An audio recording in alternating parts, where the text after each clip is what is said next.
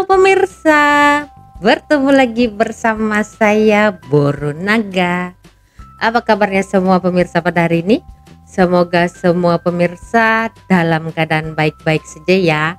Baiklah pemirsa, kalau ada yang selalu tanya dan tonton video saya udah banyak kali, pasti ada yang bertanya kan, oh ya ini kenapa tidur je kan. Dia ini lepas makan mesti tidur. Time-time macam ni memang dia tidur macam tu kan.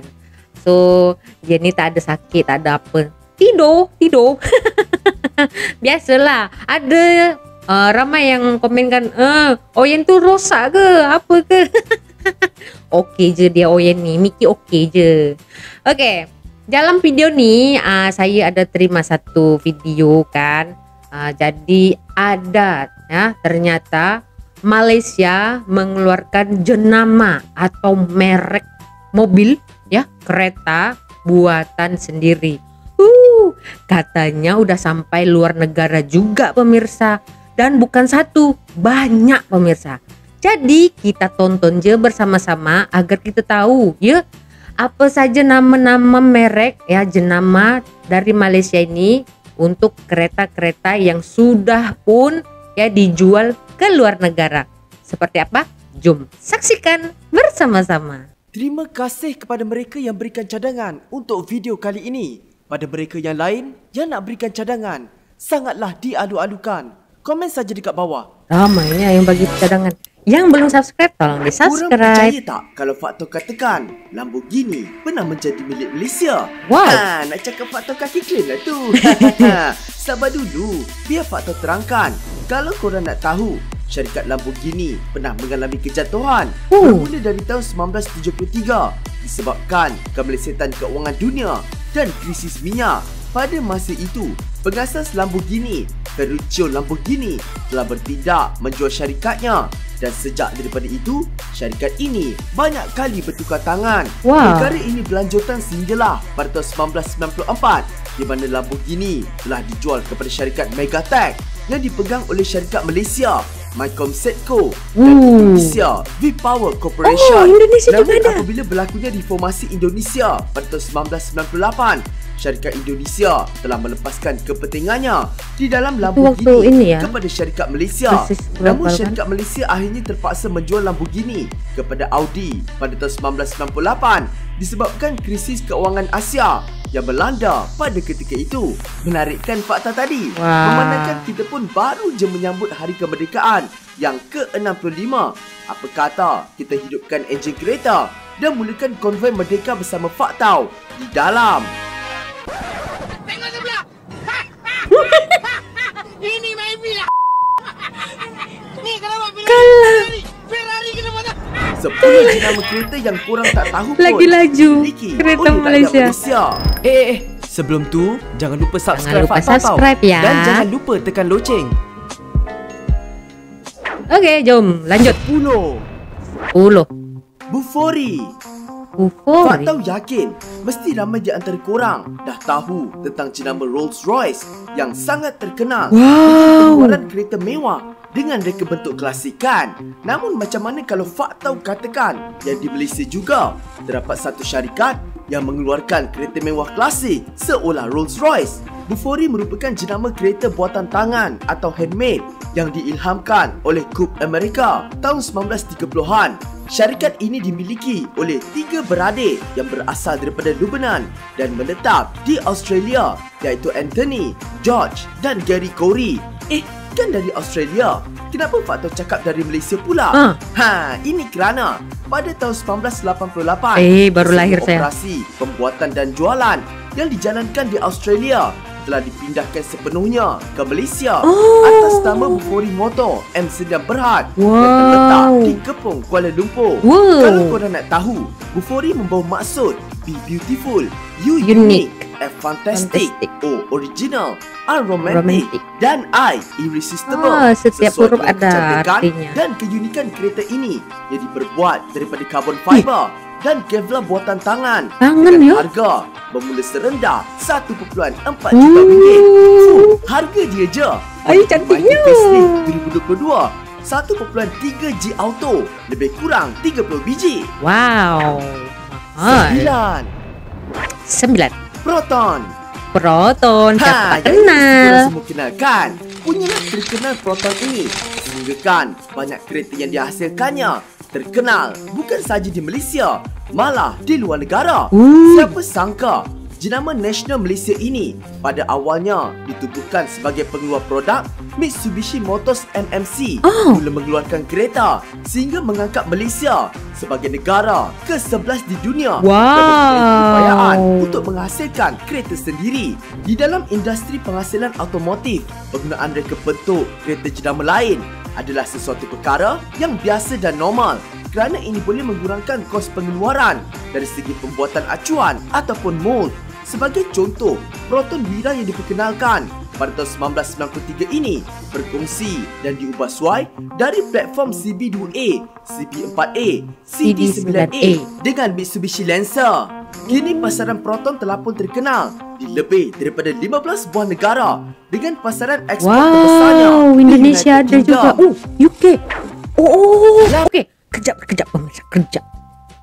Kalau cerita soal Proton itu kan, saya jadi teringat.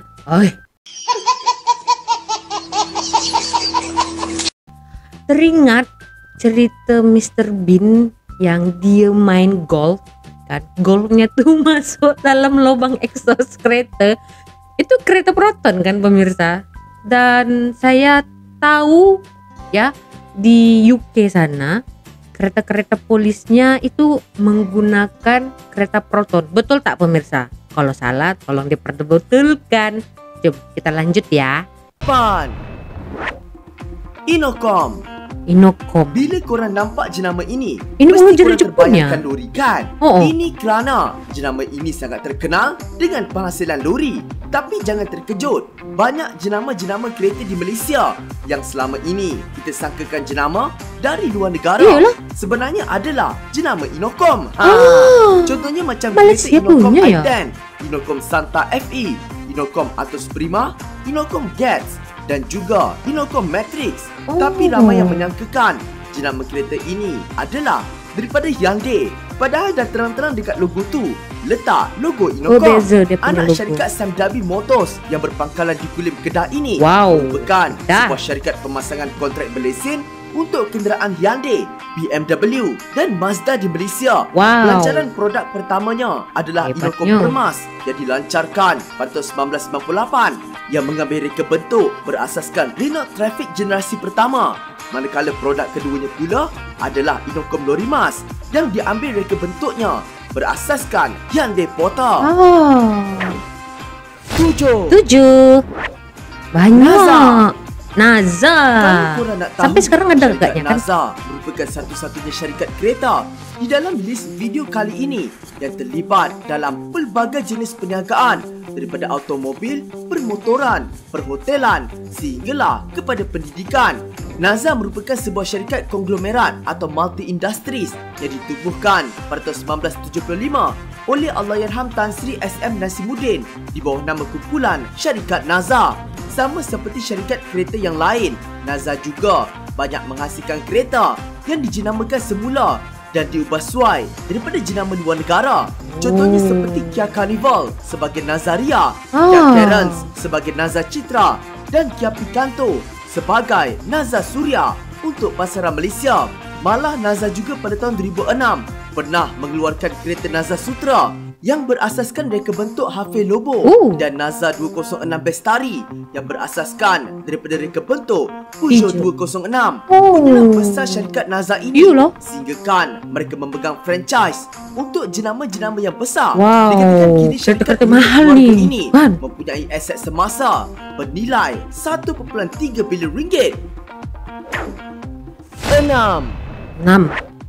Pro 2. Siapa tak kenal juga kan Pro 2? Dari mana sebenarnya nama Proton dan Pro 2 terhasil? Kalau korang nak tahu, nama Proton diambil sebagai nama Perusahaan Automobil Nasional Sdn Bhd, manakala Pro 2 pula diambil daripada singkatan Perusahaan Automobil Kedua Sdn Bhd. Sesuai dengan namanya, Toyota lah ya. Toyota syarikat pengeluar kereta nasional Kedua, selepas Proton, betul. syarikat yang ditubuhkan pada tahun 1993 yang terletak di Serendah Selangor ini merupakan syarikat yang dimiliki oleh UMW Corporation Sdn Bhd, iaitu antara syarikat perindustrian terbesar di Malaysia. Berdua banyak menggunakan reka bentuk daripada Daihatsu dalam penghasilan keretanya. Ini kerana Daihatsu mempunyai pegangan sebanyak 20% dalam Pro 2 ketika pelancarannya. Sebab itulah kalau korang tengok kereta pertama Pro 2 iaitu kereta kancil, dia ambil reka bentuknya comel kancil ni. Daihatsu Mira. Ini kan pemirsa, kalau Pro 2 ini kan untuk pemirsa yang di Indonesia ya, teman-teman di Indonesia yang tak tahu, Pro 2 ini satu company kalau tak silap dengan Toyota ya. Jadi kalau kita tengok yang Pro 2 Arus itu kan, itu bentuknya tuh sama kayak Toyota Fortuner, betul tak? Jadi memang kalau kita beli Pro 2 tuh kayak udah serasa naik Toyota lah ya kan. Dan setahu saya lebih ramai lagi ya rakyat Malaysia yang menggunakan jenama Pro 2 ya, kereta-kereta atau mobil dari Pro 2 ini begitu. Tapi sekarang ini Proton juga lebih ramai lagi yang meminati, apalagi sekarang kan lebih canggih kan, bisa buka atapnya begitu. Lanjut ya, nomor 5. Caterham. Caterham merupakan sebuah syarikat pengeluar kereta trek lumba yang ditubuhkan di Caterham, England pada tahun 1973. Namun pada tahun 2011, tim Lotus yang diketuai oleh Tony Fernandez bersama rakan perniagaannya iaitu Datuk Kamarudin Meranun dan SM Nasaruddin, CEO NASA, telah menggemparkan media di Malaysia apabila telah berjaya membeli dan mengambil alih Caterham Group. Lotus kemudian telah dinamakan semula sebagai Caterham F1 berikutan pembelian tersebut, di mana banyak pertandingan perlumbaan kereta F1 di dunia telah disertai syarikat ini. Namun apa yang menyedihkan, pada tahun 2021, Tony Fernandez sekali lagi mengejutkan media Malaysia apabila mengumumkan telah menjual Caterham kepada VT Holdings, iaitu sebuah syarikat automotif yang berpangkalan di Jepun. Walaupun syarikat ini kini tidak lagi dimiliki oleh Malaysia, namun faktor masukan juga kerana impaknya di dalam dunia pemotoran dan automotif Malaysia. Tetap bangga ya. 4. Isna Vernia. Tak pernah tengok. Korang mesti tahu jenama-jenama besar yang banyak kebanyakan mobil ini ya, supercar ya, terkenal seperti Ferrari, Lamborghini, Koenigsegg, Aston Martin, McLaren, Pagani, Bugatti dan banyak lagi. Tapi korang tahu tak, suatu ketika dahulu Malaysia juga pernah hampir membuatkan supercar sendiri. Terkejut kan? Pada tahun 2005, hasil daripada lakaran seorang anak tempatan bernama Ismail Naziadin, sebuah prototipe supercar pertama Malaysia yang diberi nama Isna Vernia, telah berjaya dihasilkan di bawah Isna Sport Sdn Bhd. Isna Sport juga pada masa itu merancang untuk mempamerkan kereta ini di Geneva Motor Show 2006 dan mahu mengambil bahagian dalam perlombaan Le Mans 24 Hours Endurance. Le Mans. Le Mans. Le Mans. Le Mans. Dan mahu mengambil bahagian dalam perlombaan Le Mans 24 Hours Endurance. Walaupun masih di dalam fasa prototipe, kereta yang hanya akan dibina sebanyak 150 unit ini telah pun mendapat tempahan sebanyak 20 unit. Namun apa yang menyedihkan, Ismail Naziadin yang bertanggungjawab dalam mengetuai projek ini bagaimanapun telah meninggal dunia sebelum sempat projek itu dijalankan. Perkara ini telah mengakibatkan projek ini juga tertangguh begitu sahaja. Hanya boleh merancang ya kan. TD Cars. Sama juga seperti Bufori, TD Cars merupakan kereta sebuah syarikat yang menghasilkan kereta-kereta klasik yang pernah wujud di Malaysia di bawah nama TD Cars Malaysia Pty Limited. Kebanyakan kereta-kereta yang dihasilkan syarikat ini adalah dari jenis roadster. Pemirsa tahu tak, masa hari itu hari kemerdekaan di Dataran Merdeka kan, banyak sekali dipamerkan kereta-kereta klasik macam ini kan. Sangat menarik ya kan, ternyata di Malaysia ini masih lagi menyimpan ya kereta-kereta klasik ya kan, dirawat sehingga setiap acara kemerdekaan Malaysia pasti akan dipamerkan gitu, dibawa ke dataran merdeka begitu. Dan cantik kalau kita tengok dari depan itu kan, aslinya tuh memang cantik sekali begitu. Kita lanjut ya.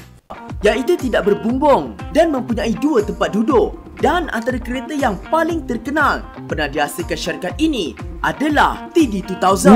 Sebenarnya reka bentuk TD2000 dilahirkan pada tahun 1986 di Australia, hasil daripada idea Ross Marshall, iaitu seorang usahawan dan peniaga kereta di Sydney. Dipendekkan cerita, projek ini telah gagal disebabkan Marshall menghadapi masalah kewangan, menyebabkan projek ini tergendala. Sehinggalah pada tahun 1998, beberapa orang ahli perniagaan dari Malaysia telah bertindak membeli hak intelek untuk TD2000, dan kereta ini mula dibina di sebuah kilang yang terletak di Glen Mary, Selangor. Namun kereta ini tidak mendapat sambutan kerana citarasa rakyat Malaysia yang tidak menggemari bentuk kereta klasik dan rekaan bumbungnya yang boleh berlipat dikatakan tidak sesuai dengan cuaca di Malaysia. Yalah, kalau balik-balik hujan je, penat juga nak buka tutup bumbung. Pasaran kereta ini lebih bertumpu kepada luar negara, seperti di United Kingdom, Jepun, Singapura, Thailand, Taiwan, New Zealand dan Australia. Namun sehingga kini tiada sebarang berita mengenai syarikat ini, dan kereta TD2000 terus menjadi peninggalan sejarah Malaysia. Tak apalah, ya kan? 2. Poem. Percaya tak kurang kalau fakta katakan, sebelum wujudnya syarikat kereta Tesla pada tahun 2003, Malaysia juga telah cuba membangunkan perusahaan kenderaan elektrik. Masa sih? Perusahaan automobil elektrik Malaysia Sdn Bhd atau POWEM merupakan sebuah syarikat hasil kerjasama antara Tenaga Nasional dan Fraser Nash Research yang ditubuhkan pada tahun 1996, di mana syarikat ini bertujuan membina kereta elektrik bersaiz kecil. Kereta pertama yang pernah dikeluarkan oleh POWEM adalah Elex Surya yang juga merupakan kereta elektrik pertama Malaysia pada Disember 1997. Menjelang tahun 2000, dilaporkan POWEM telah menjual lebih 3,000 kenderaan elektrik di dalam dan luar negara. Malah kereta ini juga telah digunakan sebagai pengangkutan rasmi semasa Sukan Commonwealth 1998 dan Sukan Olimpik musim panas tahun 2000. Walaupun penjualan kereta ini agak memberangsangkan atas sebab-sebab yang tidak jelas, POWEM mula jatuh dan dilupakan menjelang pertengahan tahun 2000. Sekarang ramai minat agaknya kan kereta elektrik. EV Innovation. EV Innovation ini juga merupakan salah satu syarikat Malaysia yang diwujudkan dalam usaha mempelopori dan membangunkan industri penghasilan kereta elektrik setelah projek POWEM. Syarikat ini mula diasaskan pada tahun 2019 dengan projek pertamanya iaitu MyCar dengan kerjasama Institut Automotif, Robotik dan IoT MARI, di mana MyCar membuat penampilan pertamanya di pameran sains kejuruteraan Kuala Lumpur pada November 2019. Apa yang lebih menarik, projek ini bukanlah dibina semula berdasarkan blueprint kereta elektrik sedia ada, tetapi 100% dibina, direka, diselidik dan dibangunkan oleh jurutera Malaysia sendiri. Bagaimanapun dilaporkan projek ini tergendala sementara disebabkan pandemik yang melanda dunia. Bangga betul rasanya kan? Mungkinkah suatu hari nanti Malaysia juga mampu menghasilkan kereta elektrik sendiri setanding Tesla? Itu sajalah untuk video kali ini. Ada lagi ke jenama kereta Malaysia yang ada 10 ternyata ya pemirsa. Dan yang jenama Inokom itu biasanya saya taunya itu lori pemirsa. Ternyata kereta juga ada ya. Nah, biasanya itu lori dan saya pikir itu jenama dari negara luar, ternyata dari Malaysia. Dan yang saya terperanjatnya, yang saya baru tahu dan tak sangka ya, Malaysia ternyata duluan ya, lebih dulu menciptakan kereta elektrik sebelum Tesla. Wow, patutlah ya pemirsa, negara Malaysia ini ya ekonominya cepat maju, ya kan? Karena disenaraikan nomor 11 negara ya penghasil otomotif di dunia. Hebatnya. Dan yang paling sangat disayangkan itu ya Mycar ini kan, karena wujudnya itu sewaktu pandemik di mana seluruh dunia sedang menghadapi wabah COVID. Ya kita berdoa aja semoga project itu segera lagi dilanjutkan agar Malaysia bisa menandingi Tesla, ya kan? Oke, jadi bangga tak sebagai rakyat Malaysia? Tumpang bangga ya saya. Ternyata diam-diam ya kan, Malaysia ini seperti cili padi ya kan, kecil-kecil pedas ya kan. Banyak sekali ternyata menghasilkan jenama-jenama kereta buatan tempatan. Apalagi tadi ya, merekanya ada salah satu dari orang Malaysia ya, orang Melayu pastinya begitu, dan ada dari Kedah begitu. Bangga tak? Bangga dong ya kan. Ada lagi tak jenama-jenama kereta yang tidak ya disenaraikan oleh Faktau channel ini? Bisa ditulis di kolom komentar. Dan jangan lupa ya, tolong subscribe, atau mungkin kurang lagi memahami dan kurang jelas, bisa lihat langsung ke video originalnya, ada di box deskripsi saya buat. Oke, kita berjumpa lagi di video selanjutnya. Saya Borunaga. Terima kasih. Bye bye.